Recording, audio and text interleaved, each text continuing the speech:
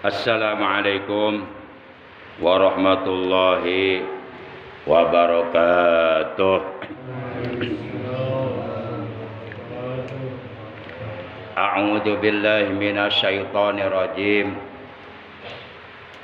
Bismillahirrahmanirrahim. Alhamdulillahilladzi asra bi 'abdihi lailam minal masjidil haram ilal masjidil aqsa. Asyhadu an la ilaha illallah wahdahu la syarikalah iqraram bi rububiyyatihi wa jalalih wa asyhadu anna sayyidana Muhammadan abduhu wa rasuluh al-mustafa min sa'iri khalqih. Allahumma shalli wa sallim wa barik ala khairi khalqillah safiyihi wa habibih sayyidina wa habibina wa syafi'ina wa qurrati a'yunina wa maulana Muhammad wa ala alihi wa ashabihi wa man tabi'ahu min jami'i ummatihi. Amma ba'd. Ma'asyiral muslimin, saudaraku seiman, seagama, seakidah, segenap jamaah pengajian rutin ba'da subuh Musalla Nurul Hidayah RT 05 RW 07 Komplek TNI AD Ditbek Ang Cibarusah Asri yang seluruhnya tanpa kecuali yang saya hormati rahimakumullah wa hadakumullah wa hafidhakumullah. Segala puji hanya milik Allah. Salawat dan salam semoga tetap dilimpahkan selalu atas kekasihnya Allah, paduka alam, panutan kita, baginda tercinta, Nabi Agung, Nabi besar Muhammad sallallahu alaihi wasallam, beserta seluruh keluarga beliau, para sahabat beliau, dan seluruh pengikut beliau. Tentunya pengikut beliau yang setia dan tetap cinta kepada beliau, yang tetap istiqomah menjalankan segala perintah beliau, juga menjauhi segala larangan beliau, dan tetap istiqomah dalam mengamalkan sunnah-sunnah beliau, yang mudah-mudahan di hari kiamat nanti kita dan keluarga kita dikumpulkan oleh Allah di bawah arasnya Allah bersama rombongan para nabi, para siddiqin, para syuhada, para solihin, para auliaillah, dan mendapatkan syafaatul ujma dari Rasulullah. Amin ya Allah ya rabbal alamin. Ma'asyiral muslimin rahimakumullah wa hadakumullah. Hari ini adalah merupakan hari yang keempat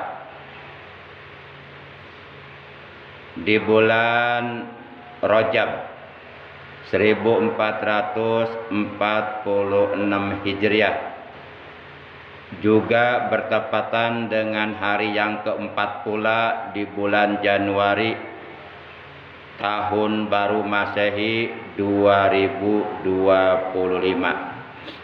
Dan pengajian rutin kita pagi hari ini adalah merupakan pengajian rutin pertemuan yang ke-616. Mari kita awali pengajian rutin kita pagi hari ini sebagaimana biasa, yaitu dengan melakukan 3 hal.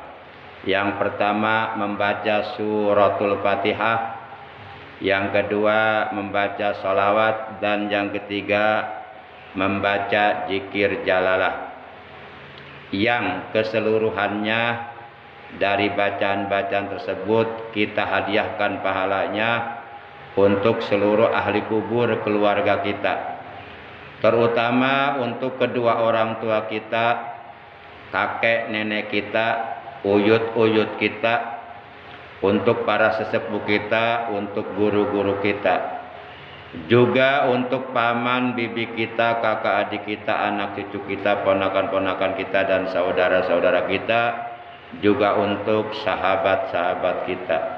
Sekaligus kita bermunajat kepada Allah, semoga dengan barokah pembacaan suratul Fatihah dan sholawat yang akan kita baca, kita doakan anak-anak kita, baik yang sedang menuntut ilmu di pondok pesantren atau yang sedang menuntut ilmu di perguruan tinggi, ataupun yang sedang bekerja di PT-PT atau di instansi-instansi pemerintahan. Kita doakan mereka semuanya semoga oleh Allah selalu disehatkan, zahir batinnya, jasmani rohaninya, dijauhkan dari berbagai macam penyakit, dari berbagai macam keburukan, dari berbagai macam hal-hal yang tidak diinginkan, selalu berada dalam rahmat Allah, dikuatkan imannya, disolehkan hatinya, dibaguskan akhlaknya, dijadikan orang-orang yang istiqomah beribadah kepada Allah. Betil ganiyatil Fatihah. A'udzu billahi minasyaitonir rajim. Bismillahirrahmanirrahim. Alhamdulillahi rabbil alamin, arrahmanir rahim, maliki yaumiddin, iyyaka na'budu wa iyyaka nasta'in, ihdinas siratal mustaqim, siratal ladzina an'amta 'alaihim ghairil maghdubi 'alaihim waladdallin. Rabbighfir lana, amin. Enggak ada ya? Ini enggak ada. Ya Nabi salam alaika, ya Rasul salam alaika, ya Habib salam alaika,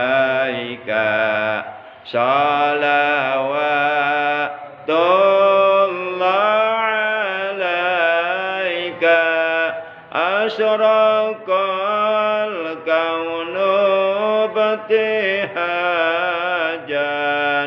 biwujudil Mustafa Ahmad wali ahlil kauni unsun wa sururun katajad dadallah ya Nabi.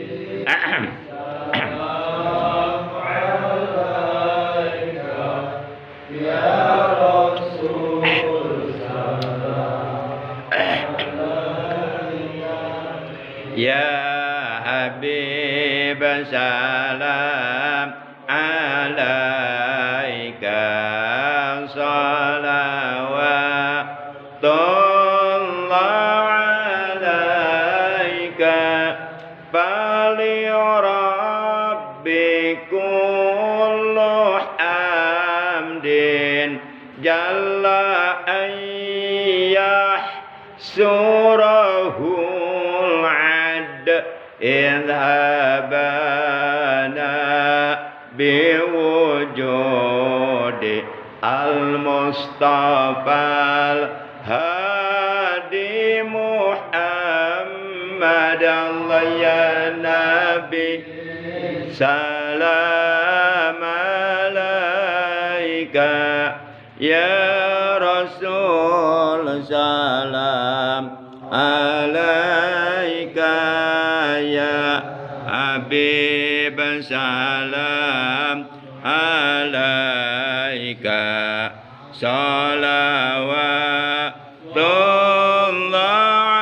alaika, marhaban marhaban ya nural aini, marhaban marhaban jaddal Husaini, marhaban marhaban يا نور العين مرحبا مرحبا جد الحسين يا رسول الله أهلا مرحبا مرحبا بك إنا بك نسعد مرحبا مرحبا يا نبي سلام عليك مرحبا مرحبا يا رسول سلام عليك مرحبا مرحبا وبجاهي يا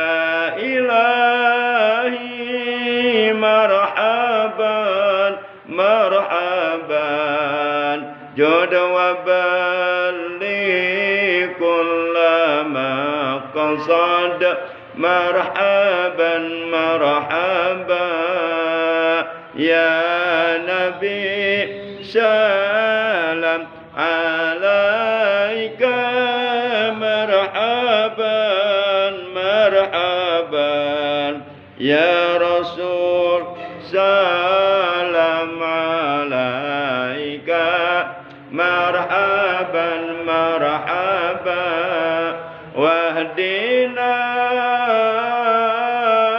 نهج سبيله كي به نسعد ونرشد ربي بلغنا بجاهه في جواري خير مقعد صلى الله على محمد وعليكم السلام صلى الله عليه وسلم أبان صلى الله على محمد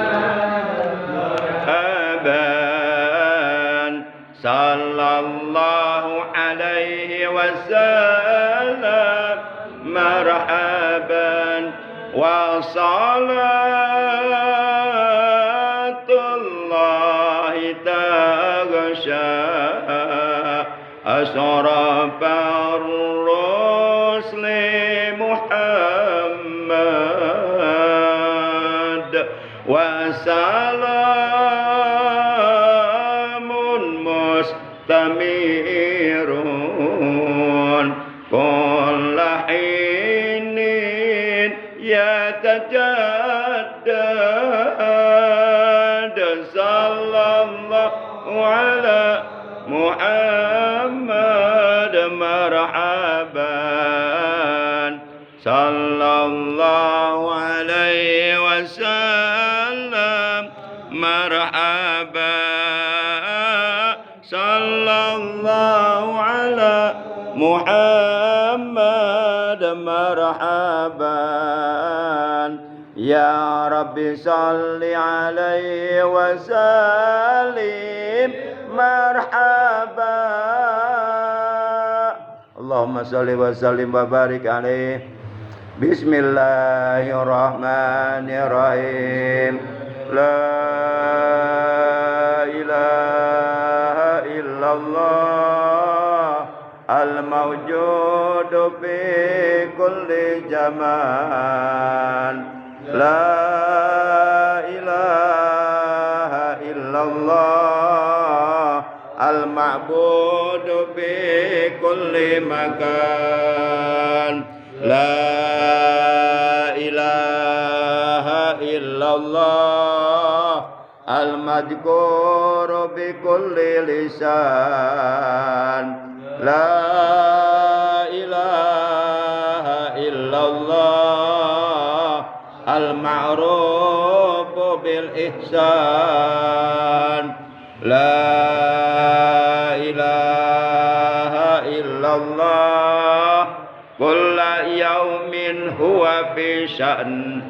La ilaha illallah al-aman al-aman min jawadil iman wa min fitnati syaitan. Ya qadimal ihsan kam laka alaina min ihsan ihsanukal qadim ya Hanan ya Mannan ya Rahim ya Rahman ya Ghafur ya Ghaffar ighfir lana warhamna wa anta khairur rahimin. Wa sallallahu ala sayyidina Muhammadin wa ala alihi wa sahbihi wa baraka wa sallam walhamdulillahi rabbil alamin.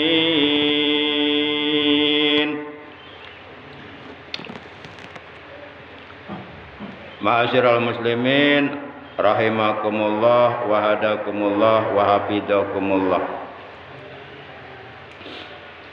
Sebagaimana diterangkan oleh Allah di dalam kitab suci Al-Qur'anul Karim bahwa di bulan Rajab ini, yakni bulannya Allah, bulan dilipat gandakan pahala dari satu kebaikan, dari satu amal soleh, dari satu amal ibadah yang dilakukan oleh hamba Allah. Di bulan Rajab ini pahalanya oleh Allah dilipat gandakan bisa ba'ina dhi'fan, menjadi 70 kali lipat ganda. Di mana dalam kitab suci Al-Quran Allah menerangkan bahwa di bulan Rajab ini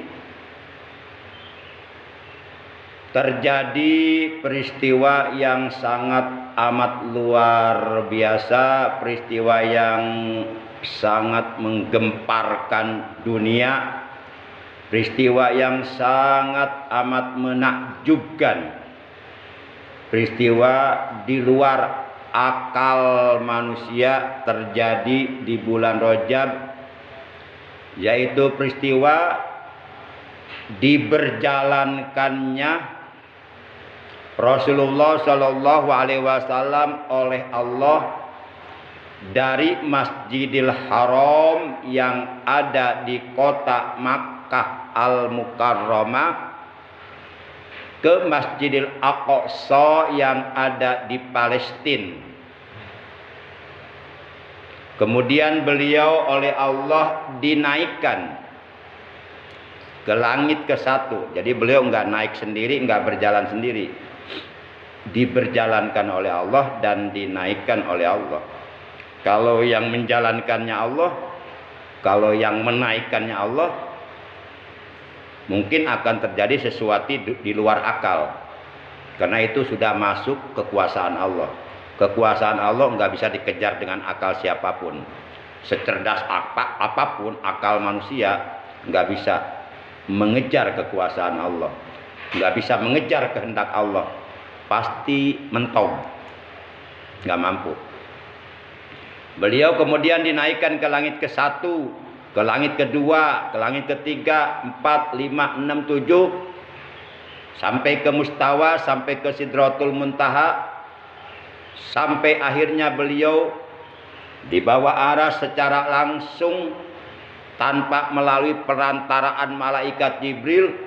Secara langsung beliau menerima perintah sholat 5 waktu yang asalnya diperintahkan 50 waktu dalam sehari semalam, yang lalu kemudian atas usul dari Nabi Musa ketika beliau ketemu Nabi Musa di langit keempat, akhirnya beliau mondar-mandir minta diringankan kepada Allah, ya akhirnya dikurangi 5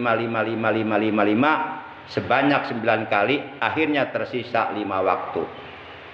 Namun kendati pun demikian, tetap bagi umat Islam yang melaksanakan sholat fardu sehari semalam 5 waktu, tetap dicatat oleh Allah pahalanya sama dengan pahala melaksanakan sholat 50 waktu. Karena Allah tidak akan mencabut kembali apa yang semula telah diputuskannya, yaitu 50 waktu. Ini hanya karena Rasulullah minta diringankan saja. Tetap kita melaksanakan sholat fardu 5 waktu sehari semalam dengan penuh keikhlasan, semata-mata hanya karena Allah, mengharap dari Allah, itu dicatat pahalanya sama dengan pahala mengerjakan sholat 50 waktu.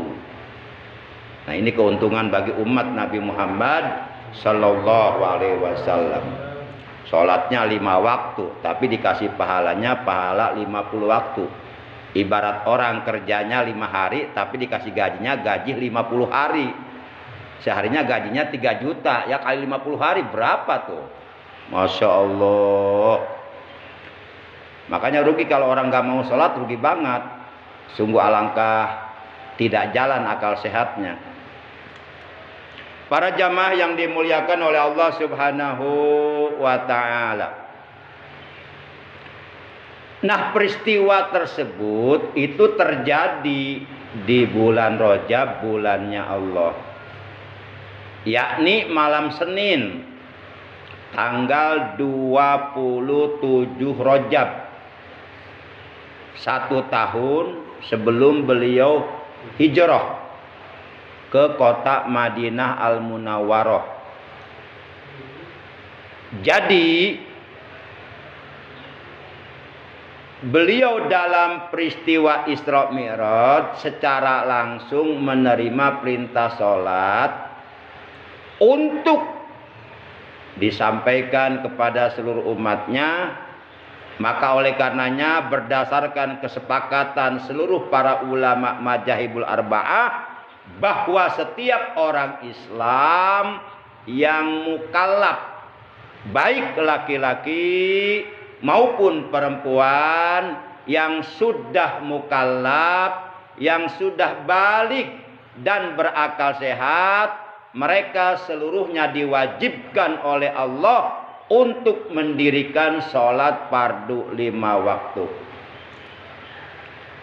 Peristiwa Isra Mi'raj ini adalah peristiwa yang sangat menakjubkan. Karena peristiwa tersebut ditempuh dalam waktu yang sangat relatif singkat. Kalau dikejar dengan akal, sepertinya mentong. Masa iya sih dalam waktu yang cukup relatif singkat, dari mulai ba'da Isya Rasulullah diisrokan dari Masjidil Haram ke Masjidil Aqsa, dari Mekah ke Palestina, itu kan jauh lumayan. Kemudian beliau dimi'rajkan sampai akhirnya menerima perintah sholat. Menjelang subuh beliau sudah kembali berada di Masjidil Haram. Jadi peristiwa Isra Mi'raj ini sangat relatif singkat. Dimulai dari ba'da Isya, menjelang subuh beliau sudah kembali di Masjidil Haram. Padahal itu naik ke langit ke 1, 2, 3, 4. Itu jarak tempuh antara langit 1 ke langit 2 aja itu bisa ribuan tahun. Kalau dengan pesawat, maka peristiwa ini luar biasa menakjubkan. Sehingga untuk menceritakan peristiwa ini dalam Al-Quran, Allah memulai ayatnya dengan kalimat tasbih. Subhanallah. Kalimat tasbih ini kalimat ta'ajub. Kalimat yang menunjukkan ta'ajub, kekaguman.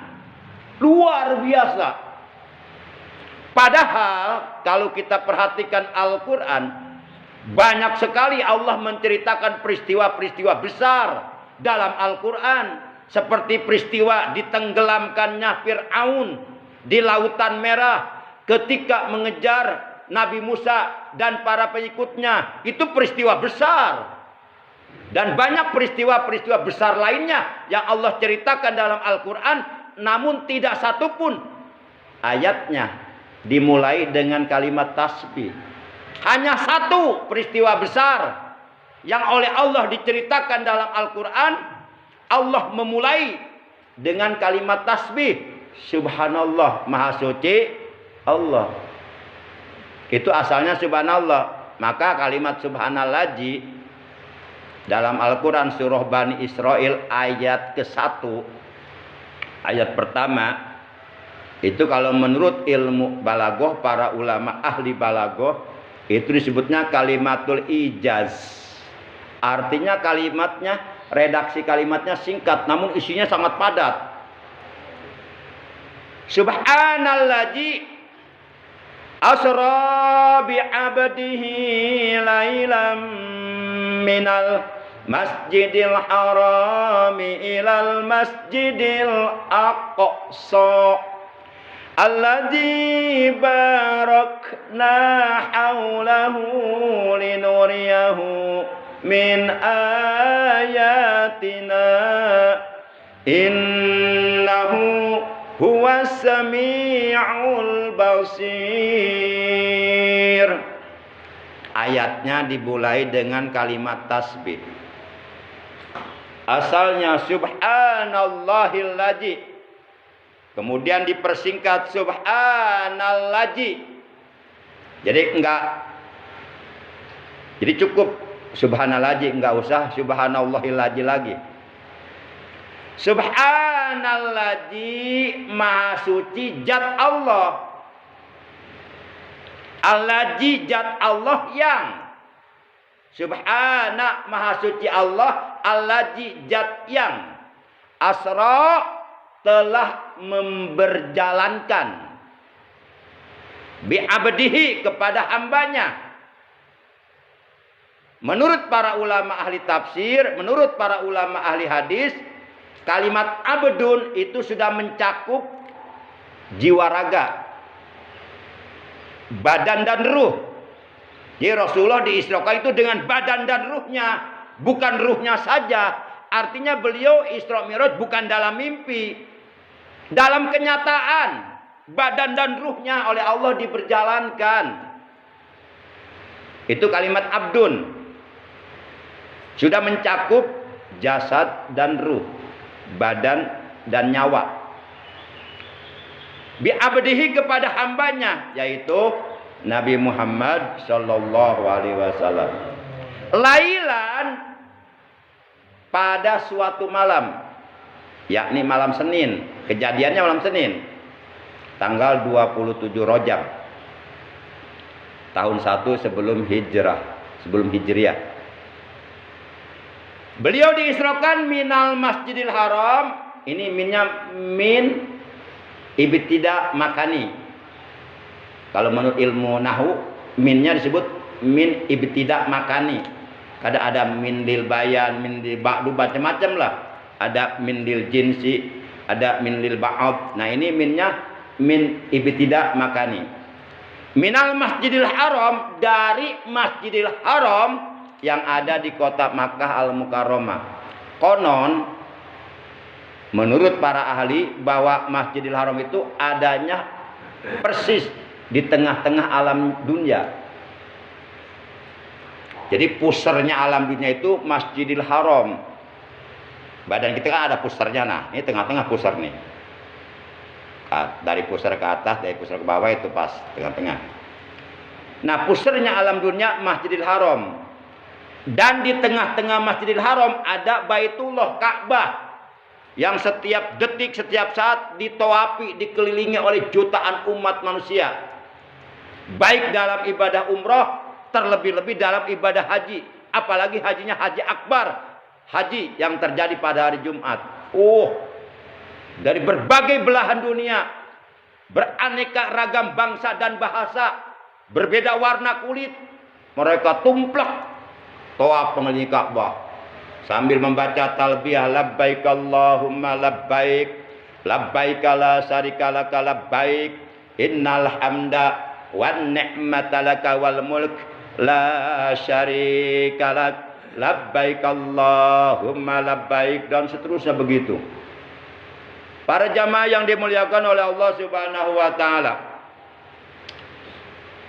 Dan di tengah-tengah Ka'bah Baitullah ada Hajar Aswad. Ada batu hitam. Sebenarnya itu dulu batunya berwarna putih seperti mutiara. Mengkilau, memancarkan cahaya. Karena batu itu sebenarnya berasal dari surga, diturunkan oleh Allah ke bumi. Tapi ketika Nabi Adam dalam keadaan punya dosa, karena dosa dari akibat melanggar larangan Allah, yang kata Allah dalam Al-Quran, fala taqraba hajis sajarah fatakuna minadz zalimin, maka janganlah sekali-kali kalian berdua, yakni Adam dan Hawa, mendekati haji sajarah akan pohon ini. Kebanyakan orang menyebutnya pohon huldi, tapi saya temukan keterangan dalam tafsir Jalalain, Imam Jalaluddin As-Suyuti dan Imam Jalaluddin Al-Mahali, itu namanya pohon khintoh. Terlepas dari apakah huldi atau khintoh, yang jelas Nabi Adam dan Siti Hawa dilarang mendekati pohon itu. Apalagi memetik buahnya, apalagi memakan buahnya. Dilarang, mendekatinya saja sudah dilarang oleh Allah. Sama ayatnya seperti ayat larangan berzina, wala taqrabuz zina innahu kana fahisyata wa sa'a sabila, dan janganlah sekali-kali kalian mendekati perbuatan zina. Kemudian ada preman ngomong, yang dilarangkan oleh Allah mendekati perbuatan zina, berarti zinahnya boleh dong. Itu kata preman. Terus kata anak kecil, otak ente nggak waras. Kata anak kecil tuh, marah premannya. Anak kecil tempeleng. Beres empeng anak kecil, besoknya dia langsung cetruk. Lebok siata kawalat. Wala taqrabuz zina, dan janganlah kalian mendekati zina. Kalau orang akalnya sehat, waras, positif thinking, pasti dia berpikir begini, lah mendekatinya aja hal-hal yang menjerumuskan kepada perbuatan zina udah dilarang, apalagi berzinahnya, itu baru waras akalnya tuh. Nah, jadi kalau mengatakan, oh yang dilarang kan melakukan zina, berarti zinahnya boleh, itu mah sama aja. Sama aja dengan begini, ada orang dia kebelet pengen BAB, dia lari ke musola, ceritanya musola Nurul Hidayah di RT 5 Bekang nih. Di tempat wudhu ada tulisan dilarang BAB, dilarang kencing di sini. Ini orang yang kebelet pengen BAB, dia berpikir, oh berarti yang dilarang kencing. Saya kan pengen BAB, berarti BAB di sini nggak dilarang. Akhirnya dia BAB di situ, modal di situ. Ketahuan sama Pak Agus, geblek kamu, nggak punya akal kamu. Emang kenapa? Kok kamu BAB di situ di tempat wudhu? Kan dilarang. Siapa bilang dilarang? Baca atuh, kata orang itu. Itu ketulisannya dilarang kencing. Saya kan BAB, berarti saya nggak salah dong. Wah, berantem tuh Pak Agus dengan orang itu. Kamu akal kamu waras enggak, kata Pak Agus? Berpikir yang waras dong. Nah kalau kencing yang ringan saja dilarang, apalagi BAB ada tainya, pasti lebih dilarang. Pokoknya saya nggak salah, tulisannya dilarang kencing. Saya kan nggak kencing. Siapa bilang kamu nggak kencing? Kamu pasti kencing, nggak BAB doang. Berantem tuh Pak Agus tuh sama orang tersebut. cerita. Nih yang benar yang mana nih? Pak Agus apa orang itu? Yang benar nih? Ya Pak Agus yang benar lah. Kalau kencing saja dilarang di tempat wudhu, apalagi BAB, itu lebih berat. Siapa bilang orang yang BAB nggak kencing? Pasti setiap BAB pasti kencing itu. Kamu bohong kamu. Bahkan kencing duluan baru BAB. Para jamaah yang dimuliakan oleh Allah Subhanahu wa taala. Nah, Nabi Adam akhirnya diusir dari surga, diturunkan ke dunia. Nah, di saat Nabi Adam masih dalam keadaan punya dosa, menurut Syekh Abu Hamid Muhammad bin Muhammad Al-Ghazali, ketika seseorang melakukan dosa, itu akan ada totol hitam di hatinya, ngajeplok hidung. Semakin banyak berbuat dosa, maka hatinya akan dipenuhi dengan nuktatus sauda, totol hitam. Akhirnya hatinya jadi gelap. Ketika hatinya gelap, kemudian totol hitam tersebut mengkristal menjadi keras, akhirnya dia keras hatinya. Akhirnya cahaya Allah sulit tembus ke dalam hatinya. Akhirnya dia menjadi manusia yang tersesat.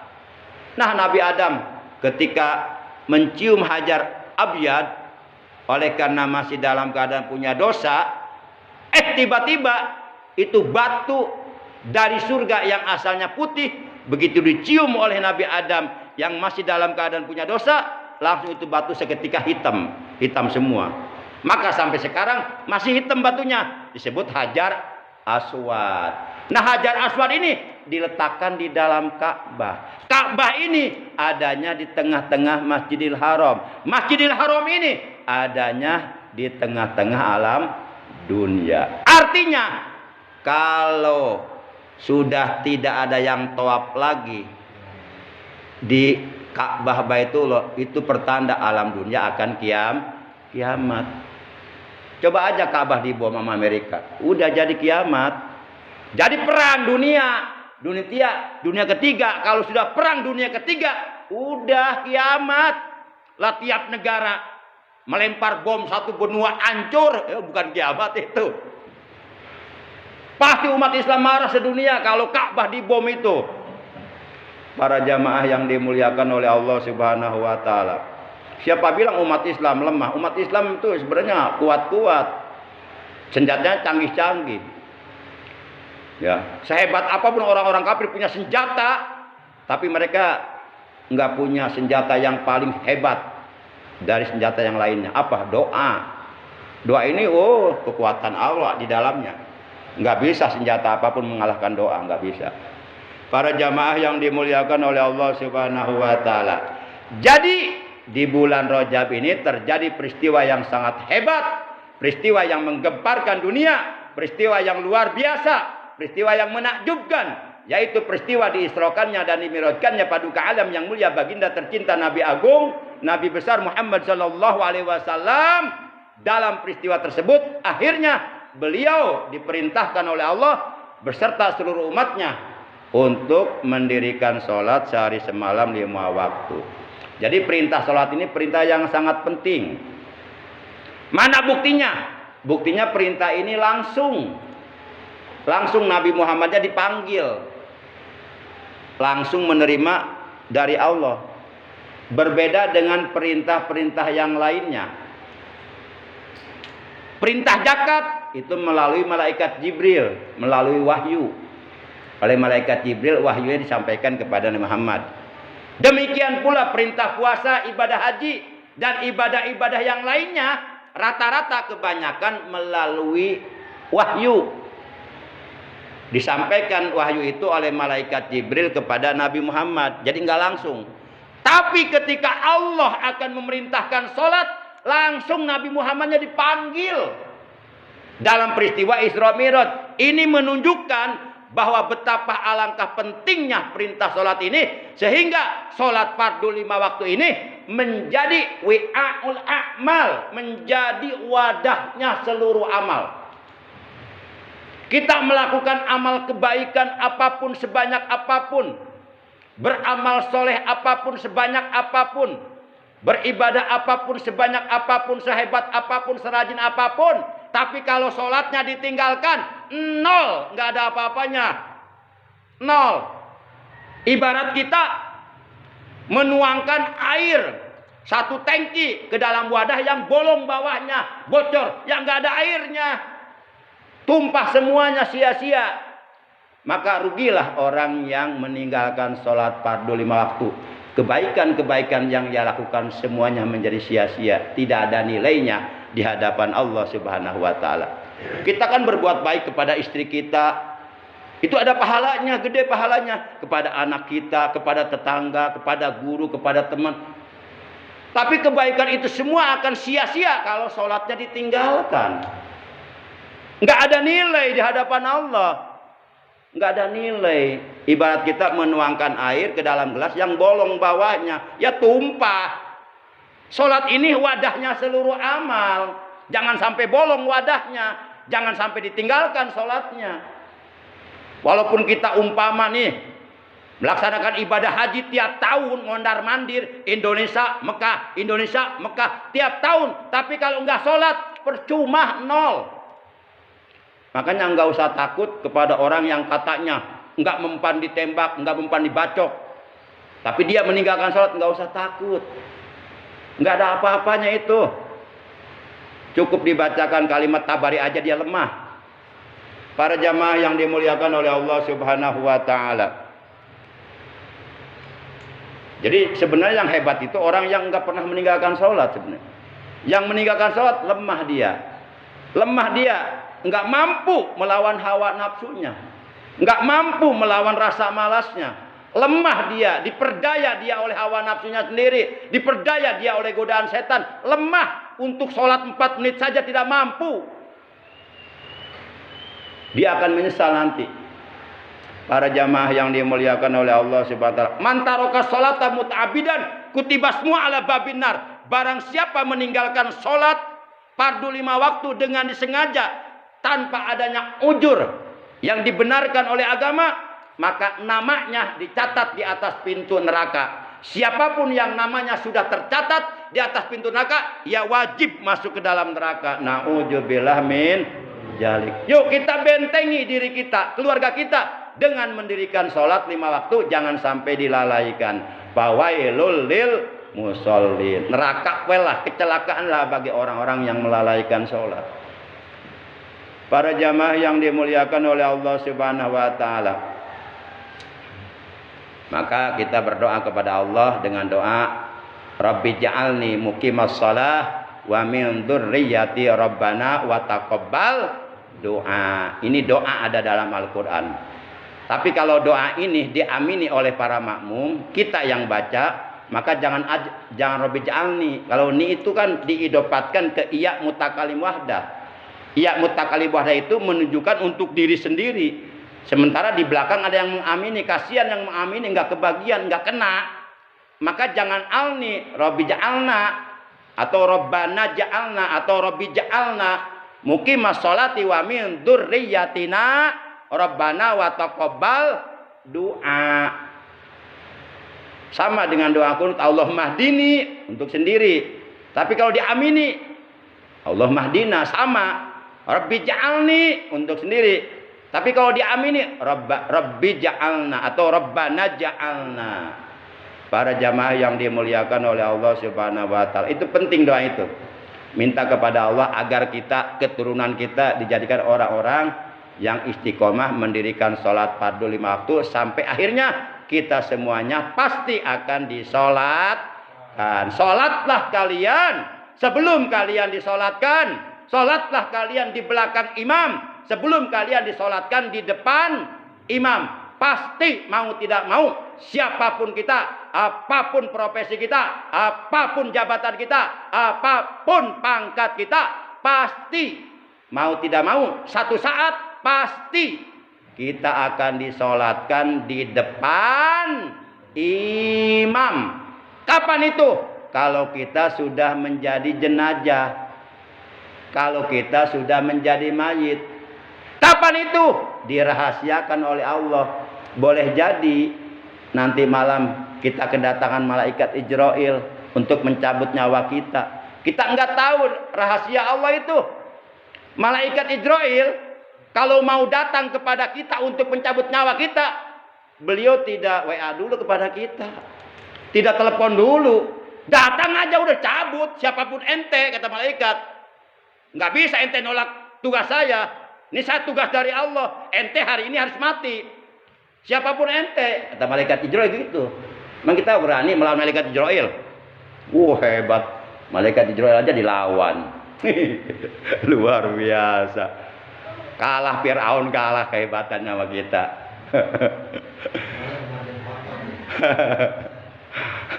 Para jamaah yang dimuliakan oleh Allah Subhanahu wa taala. Jadi kesimpulannya, bulan Rajab ini bulan Allah, di mana pada bulan ini turun perintah salat, perintah yang sangat penting, jangan ditinggalkan.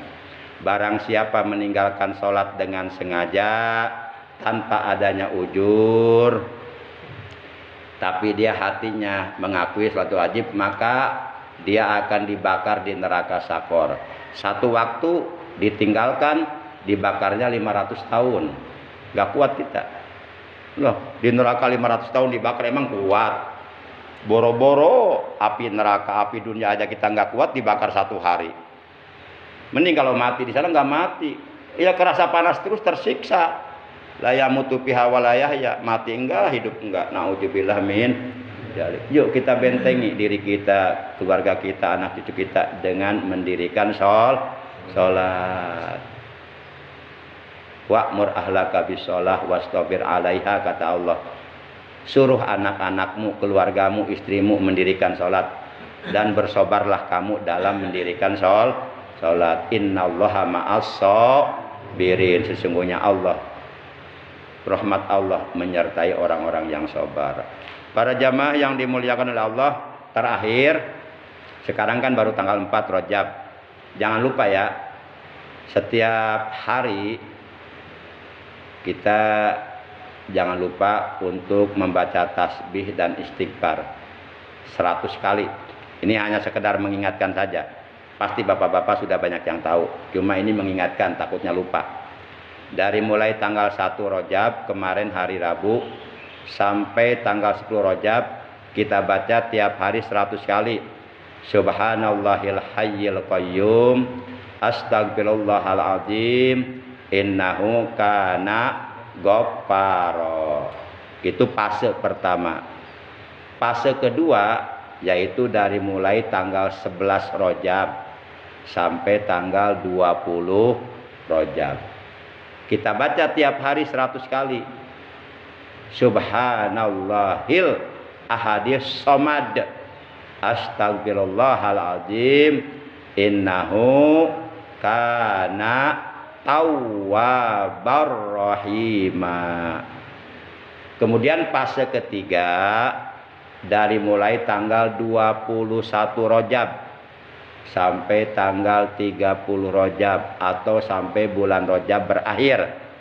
Kita baca lagi tiap hari 100 kali tasbih dan istighfarnya. Subhanallahir rauf, astagfirullahal azim, innahu yaghfirud dzunuba jami'a. Itu amalan yang pertama. Kemudian setiap pagi dan sore baca Sayyidul Istighfar 3 kali saja. Allahumma anta rabbi la ilaha illa anta khalaqtani wa ana abduka wa ana ala ahdika wa wa'dika mastata'tu a'udzubika min syarri ma sana'tu abu laka bi ni'matika 'alayya wa abu bi dzambi faghfir li fa innahu la yaghfiru dzunuba illa anta. Itu dibaca pagi 3 kali, sore 3 kali. Ya syukur-syukur dibaca juga setiap selesai sholat 5 waktu, selesai sholat subuh, selesai sholat zuhur, asar, maghrib, isya. Dan jangan lupa setiap pagi, setiap sore dibaca 70 kali di bulan Rajab ini. Apa yang dibaca? Yang dibaca Rabbighfirli warhamni watub alayya. Rabbighfirli warhamni watub alayya.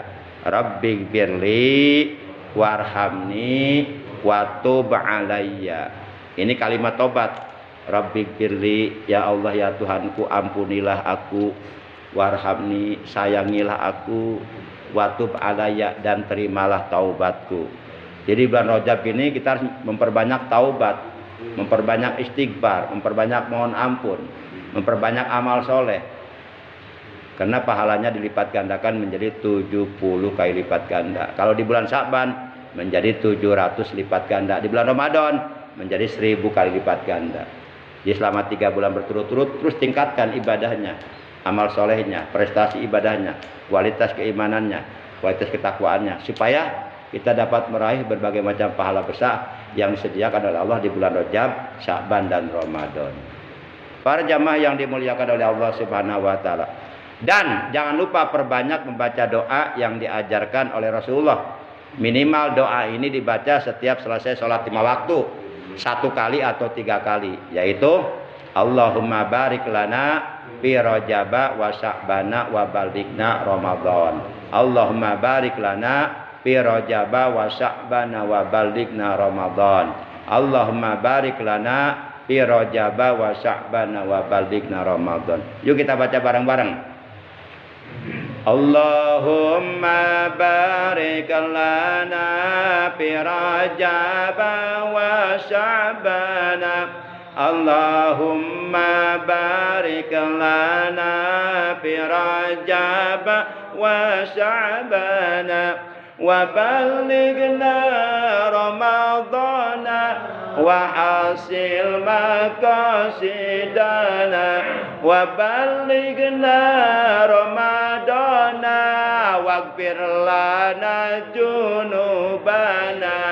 Ya Allah, berkahilah kami di bulan Rajab dan bulan Sya'ban. Ya Allah, berkahilah kami di bulan Rajab dan bulan Sya'ban. Sampaikanlah umur kami hingga pada bulan Ramadan. Sampaikanlah umur kami hingga pada bulan Ramadan. Hasilkanlah maksud-maksud kami, ampunilah dosa-dosa kami. Hasilkanlah maksud-maksud kami, ampunilah dosa-dosa kami. Dan jangan lupa berpuasa di bulan Rajab, walau hanya 1 hari. Puasa di hari pertama di bulan Rajab itu menyebabkan dosa kita 3 tahun yang lalu diampuni oleh Allah. Kemarin Rebo puasa di hari kedua di bulan Rajab, maka dosa kita 2 tahun yang lalu dihapus oleh Allah. Puasa di hari ketiga di bulan Rajab, maka dosa kita 1 tahun yang lalu dihapus oleh Allah. Puasa di hari-hari berikutnya itu menjadi kafarah, menjadi pelebur dosa 1 bulan yang lalu. Para jamaah yang dimuliakan oleh Allah Subhanahu wa taala, jadi amalan kita selain yang tadi dijelaskan adalah juga puasa. Kalau kuat tanggal 1 sampai 10, enggak kuat minimal 3 hari, Rabu, Kamis, Jumat, atau boleh di pertengahan atau boleh di akhir. Misalnya 5, 6, 7 atau 7, 8, 9 atau 9 atau 8, 9, 10. Kalau 3 hari. Ya minimal paling tidak kalau enggak mampu 3 hari, 1 hari saja puasa di bulan Rajab. Kita niat mengagungkan bulan Rajab, memuliakan bulan Rajab, bulannya Allah Subhanahu wa taala. Barang siapa yang berpuasa 1 hari di bulan Rajab dan beribadah 1 malam di bulan Rajab semata-mata mengharap ridha Allah, karena Allah ikhlas mengharap ridha Allah, maka dicatat baginya kataballahu lahu ibadata sanatin soma naharoha wa qoma layaliha. Maka Allah tetapkan pahala baginya, pahala ibadah 1 tahun, siangnya puasa, malamnya ibadah. Demikian taklim kita hari ini, kurang lebihnya mohon maaf. Terima kasih. Akhirnya mari kita tutup dengan ucapan hamdalah. Alhamdulillahirabbil alamin. Subhanakallahumma wa bihamdika asyhadu an la ilaha illa anta wahdaka la syarika laka astaghfiruka wa atubu ilaik. Astaghfirullah Rabbal baraya, astaghfirullah minal khataya Ya Allah, ampunilah dosa-dosa kami dan dosa kedua orang tua kami. Sayangilah mereka ya Allah sebagaimana mereka telah menyayangi kami di waktu kecil. Ya Allah, anugerahkanlah kepada kami keberkahan dalam segala aspek kehidupan kami, dan jadikanlah kami, keluarga kami, anak cucu kami, keturunan kami orang-orang yang selalu Engkau berkahi di mana saja kami berada. Ya Allah, barokahkanlah kepada kami apapun yang Engkau berikan kepada kami. Rabbana atina fid dunya hasanah wa fil akhirati hasanah wa qina adzabannar. Wa sallallahu ala sayyidina Muhammad wa ala alihi wa sahbihi baraka wa sallam. Walhamdulillahi rabbil alamin. Terima kasih, mohon maaf. Hadanallahu wa iyyakum ajmain. Wassalamualaikum warahmatullahi wabarakatuh.